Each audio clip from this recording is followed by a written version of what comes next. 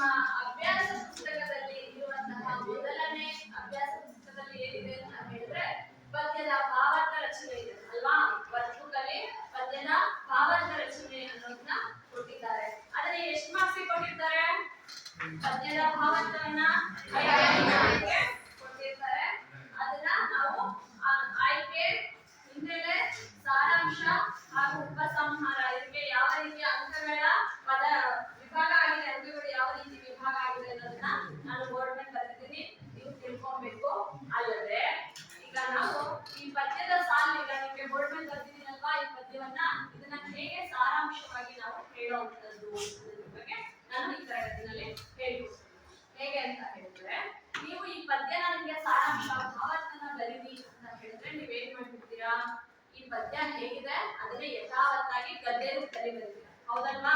ಆ ರೀತಿ ಬರೆಯೋದಕ್ಕೆ ಹೋಗಬಾರ್ದು. ಅದರದೇ ಆದಂತಹ ಒಂದು ರೀತಿ ಇದೆ, ಶೈಲಿ ಇದೆ. ಭಾವಾರ್ಥ ಅಥವಾ ಸಾರಾಂಶವನ್ನು ಬರೆಯೋದಕ್ಕೆ ಅದರದೇ ಆದಂತಹ ರೀತಿ ಇದೆ. ಅದೇನಂತ ಹೇಳಿದ್ರೆ, ನೀವು ಈಗ ಒಂದು ಪದ್ಯವನ್ನ ಕೊಟ್ಟಿದ್ರೆ ಕವಿ ಅದರ ಆಶಯ, ಕವಿ ಏನನ್ನ ವಸ್ತುವಾಗಿ ತಗೊಂಡಿದ್ದಾನೆ ಆ ಪದ್ಯದಲ್ಲಿ ಅನ್ನೋದನ್ನ ನೀವು ತಿಳ್ಕೊಬೇಕಾಗುತ್ತೆ ಅಲ್ವಾ? ನಾವು ಕವಿಗಳನ್ನ ನಮ್ಮೆಲ್ಲರಿಗಿಂತ ಭಿನ್ನ ಅಂತ ಹೇಳ್ತೀವಿ, ಹೌದಲ್ವಾ? ಏನಕ್ಕೆ ಭಿನ್ನ ಅಂತ ಹೇಳ್ತೀವಿ? ನಮ್ಮಲ್ಲಿ ಇಲ್ಲದೆ ಇರುವಂತಹ ಹೊಸತನವನ್ನ ನಾವೇನು ನೋಡ್ತೀವೋ ಅದನ್ನೇ ಕವಿಗಳು ಕೂಡ ನೋಡ್ತಾರೆ ಅಲ್ವಾ? ಆದ್ರೆ ಅವರಲ್ಲಿ ಹೊಸತನವನ್ನ ತುಂಬಿ ಅದನ್ನ ಪದ್ಯ ರೀತಿಯಲ್ಲಿ ಅಥವಾ ಒಂದು ಶೈಲಿಯಲ್ಲಿ ಬರಿತಾ ಹೋಗ್ತಾರೆ ಅಲ್ವಾ? ಹೌದು ತಾನೆ? ಅದನ್ನ ಇಲ್ಲಿ ಹೇಳುವಂತದ್ದು. ಅಲ್ಲದೆ ನಾವ್ ಇನ್ನೊಂದು ಮಾತು ಹೇಳ್ತೀವಿ, ಕವಿ ಕಾಣ ಅಲ್ಲ ರವಿ ಕಾಣದನ್ನ ಕವಿ ಕಂಡ ಅಂತ ಹೇಳ್ತೀವಿ ಅಲ್ವಾ? ಸೂರ್ಯನ ಕಿರಣಗಳು ಭೂಮಿ ಮೇಲೆ ಬೀಳದೇ ಇರುವಂತಹ ಭಾಗಗಳೇ ಇಲ್ಲ ಅಲ್ವಾ? ಎಲ್ಲಾ ಕಡೆನೂ ಸೂರ್ಯನ ಕಿರಣಗಳು ಪ್ರಕಾಶಮಾನವಾಗಿ ಬೀಳುತ್ತೆ ಅಲ್ವಾ? ಹಾಗಾಗಿ ತಾನೇ ಬೆಳಕೋದು ನಮ್ಮ ಕಣ್ಣಿಗೆ ಕಾಣುವಂಥದ್ದು ಅಲ್ವಾ? ಆದ್ರೆ ಅವನು ಕೂಡ ನೋಡದೇ ಇರುವಂತಹ ಸೊಗಸನ್ನ ಅಲ್ವಾ, ಆಶಯವನ್ನ ಏನೋ ಒಂದು ಈ ಪದ್ಯದಲ್ಲಿ ಹೇಳುವಂತಹ ಆಶಯವನ್ನ ಯಾರು ನೋಡ್ತಾರೆ? ಕವಿ ಹೇಳ್ತಾರೆ ಅಲ್ವಾ? ಅದನ್ನ ಸೊಗಸಾಗಿ ಒಂದು ರೀತಿಯಲ್ಲಿ ಸೊಗಸಾಗಿ ಹೇಳುವಂತದ್ದು. ಅರ್ಥ ಆಗ್ತೀಯಾ? ಅದನ್ನ ನಾವು ಭಾವಾರ್ಥದಲ್ಲಿ ಹೇಗೆ ಬರಿತೀವಿ ಅಂತ ಹೇಳಿದ್ರೆ, ನಿಮ್ಗೆ ಇಲ್ಲಿ ಕೊಟ್ಟಿದ್ದೀನಿ ಆಯ್ಕೆ ನಿಗದಿಪಡಿಸಿರುವುದರಲ್ಲಿ ಆಯ್ಕೆಗೆ ಅಂತ ಹೇಳಿದ್ರೆ, ನೀವು ಏನು ಸಾರಾಂಶವನ್ನ ಬರೆಯೋದಕ್ಕಿಂತ ಮುಂಚೆ ಈ ಪದ್ಯವನ್ನ ಯಾವ ಆಕಾರ ಗ್ರಂಥದಿಂದ ಆಯ್ದುಕೊಳ್ಳಲಾಗಿದೆ ಅಂತ ಹೇಳಿ ಬರೀಬೇಕು. ಅದನ್ನ ನಾವೇನಂತ ಹೇಳ್ತೀವಿ? ಆಯ್ಕೆ ಅಂತ ಹೇಳ್ತೀವಿ ಅಲ್ವಾ? ಪದ್ಯದ ಕವಿಯ ಹೆಸರನ್ನ ಬರೀಬೇಕು. ನಂತರ ಯಾವ ಆಕಾರದಿಂದ ಆಯ್ದುಕೊಳ್ಳಲಾಗಿದೆ ಅನ್ನೋದನ್ನ ಬರೀಬೇಕು. ನಂತರ ಯಾವ ಪದ್ಯದಿಂದ, ನಮ್ಗೆ ಇಟ್ಟಿರುವಂತಹ ಯಾವ ಪದ್ಯದಿಂದ ಇದನ್ನ ಆರಿಸಿಕೊಳ್ಳಲಾಗಿದೆ ಈ ಪದ್ಯ ಭಾಗವನ್ನ ಅಂತ ಹೇಳಿ ಬರೆಯುವಂಥದ್ದು. ನೆಕ್ಸ್ಟ್ ಹಿನ್ನೆಲೆ ಅಂತ ಹೇಳ್ತೀವಿ. ಏನ್ ಹಿನ್ನೆಲೆ?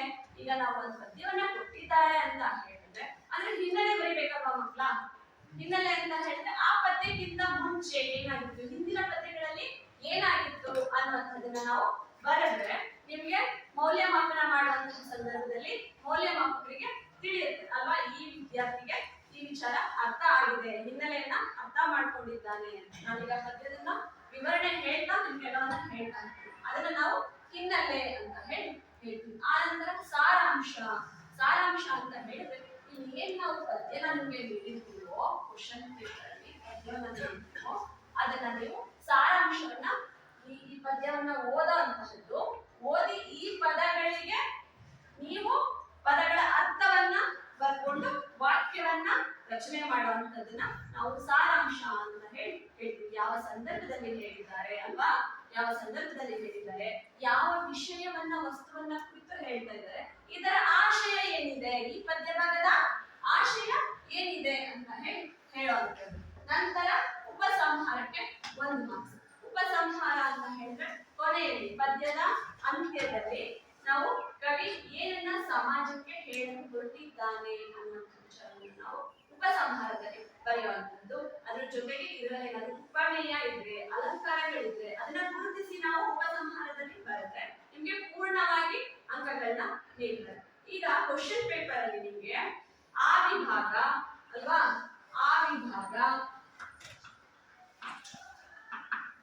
ಆನಂತರ ಆ ವಿಭಾಗ, ಈ ವಿಭಾಗ, ಈ ವಿಭಾಗ, ಉ ವಿಭಾಗ ಅಂತ ಹೇಳಿ ಬರುತ್ತೆ, ಹೌದಲ್ವಾ? ನೋಡಿದಿರಲ್ವ ಕ್ವಶನ್ ಪೇಪರ್ಸ್?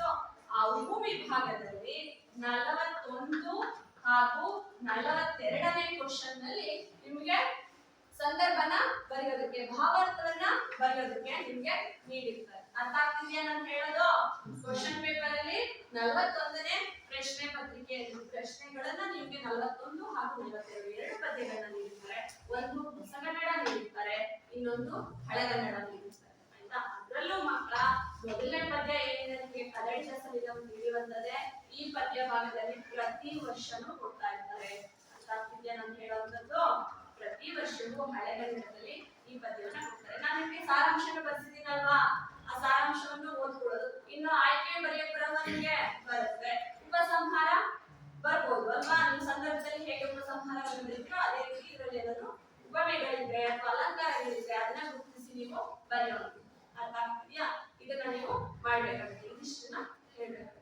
ಹಾಗಾದ್ರೆ ಇಲ್ಲಿ ನಿಮ್ಗೆ ಒಂದು ಪದ್ಯ ಕೊಟ್ಟಿದ್ದಾರೆ. ಏನು?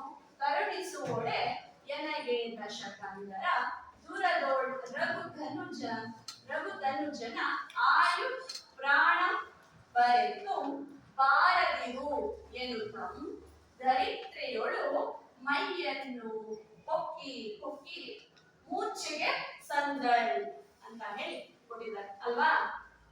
ಏನ್ ಆಯ್ಕೆ ಬರೀತೀರಾ ಹಾಗಾದ್ರೆ?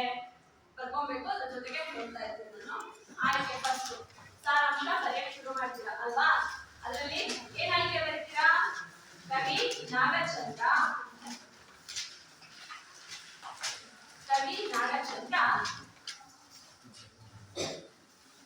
ಬರೆದಿರುವಂತಹ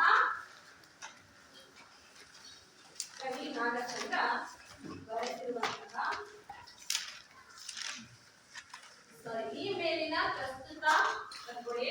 ಈ ಮೇಲಿನ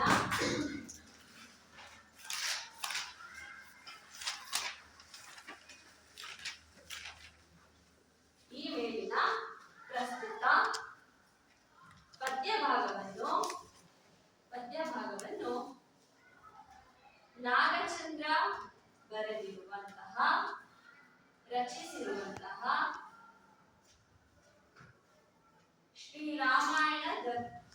ಶ್ರೀರಾಮಚಂದ್ರ ಚರಿತ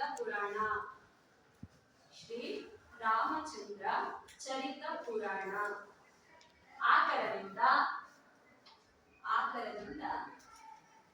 ಆಯ್ದುಕೊಳ್ಳಲಾಗಿದೆ.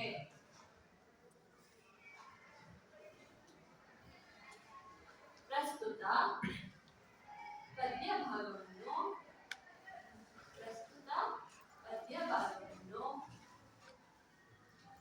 ಕದಳಿದ ಸಲಿಲಂ ತಿಳಿವಂತೆ ಎನ್ನುವಂತಹ ಕಾವ್ಯ ಭಾಗದಿಂದ ಆಯ್ದುಕೊಳ್ಳಲಾಗಿದೆ ಅಂತ ಹೇಳಿ ಬರೀತೀರಾ. ಮುಂದೆ ಲೈನಲ್ಲಿ ಬರೆಯಕ್ಕೆ ಶುರು ಮಾಡ್ತೀರಾ. ಇದನ್ನ ನೀವು ಈ ಕಡೆ ನೋಡ್ಬೇಕು. ಏನ್ ಬರೀತೀರಾ? ಇದಕ್ಕೆ ಹಿಂದಿನ ಇದರಲ್ಲಿ ಸನ್ನಿವೇಶ ಏನ್ ಹೇಳ್ತಿದೆ ಮಕ್ಕಳ?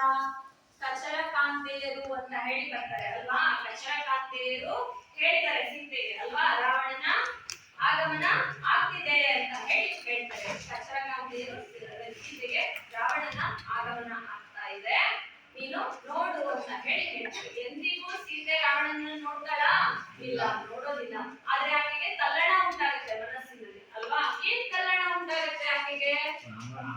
ರಾವಣನ ಬಗ್ಗೆ ಯಾವ ಕೊಂದು ತಂದಿದ್ದಾನೋ ಅಂತ ಹೇಳಿ ಯೋಚನೆ ಉಂಟಾಗುತ್ತೆ, ತಳಮಳ ಉಂಟಾಗುತ್ತೆ ಅನ್ನುವಂತಹ ಸಂದರ್ಭವನ್ನ ನೀವು ಬರೀಬೇಕಾಗುತ್ತೆ. ಯಾವ ಕೆಟ್ಟ ವಿಚಾರವನ್ನ ಹೊತ್ತು ತಂದು ಬರ್ತಿದ್ದಾನೋ ರಾವಣ ಅಂತ ಹೇಳಿ ಹೆದರ್ಕೊಂಡು ತಲ್ಲಣಗೊಂಡು ಹೇಳ್ತಾ ಇರ್ತಾಳೆ. ನಂತರ ಆಕೆ ಹೇಳ್ತಾಳೆ ಅಲ್ವಾ, ನೀನು ಅಲ್ವಾ, ಹೌದು ತಾನೆ, ಏನಂತ ಹೇಳ್ತಾನೆ ರಾವಣ? ಬಂದವನೇ ನನಗೆ ಬಹುರೂಪಿಣಿ ವಿದ್ಯೆ ಕರಗತ ಆಗಿದೆ ಅಲ್ವಾ, ಸಾಧಿಸ್ಕೊಂಡಿದ್ದೀನಿ. ಹಾಗಾಗಿ ನೀನು ರಾಮನನ್ನ ಮರೆತು ಬಿಡು ಅಲ್ವಾ, ರಾವಣನ ನೆನಪನ್ನ ನೀನು ಮರೆತು ಬಿಡು.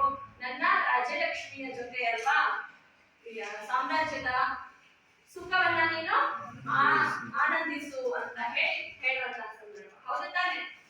ಆನಂದಿಸು ಅಂತ ಹೇಳುವಂತಹ ಸಂದರ್ಭ ಬರ್ಕೊಳ್ಳಿ. ಕಚರ ಕಾಂತೆಯರು ರಾವಣನ ಆಗಮನ ಆಗುತ್ತಿದೆ ಎಂದು ಹೇಳುತ್ತಾರೆ.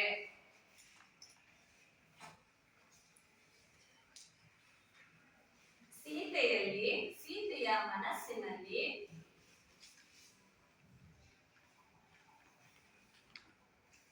ಸೀತೆಯ ಮನಸ್ಸಿನಲ್ಲಿ ರಾಮ ಲಕ್ಷ್ಮಣರ ಬಗ್ಗೆ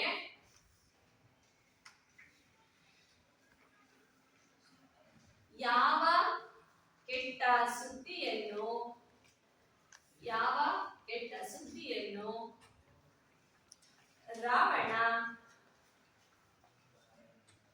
ರಾವಣನಿಂದ ಕೇಳುತ್ತೇನೆಯೋ ಎಂದು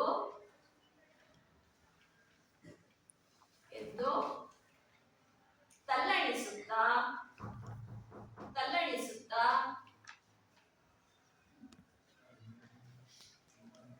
ಇರುವ ಸಂದರ್ಭದಲ್ಲಿ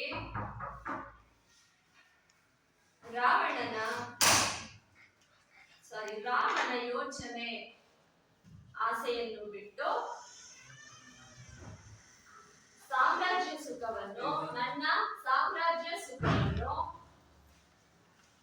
ನನ್ನ ಸಾಮ್ರಾಜ್ಯ ಸುಖವನ್ನು ಅನುಭವಿಸು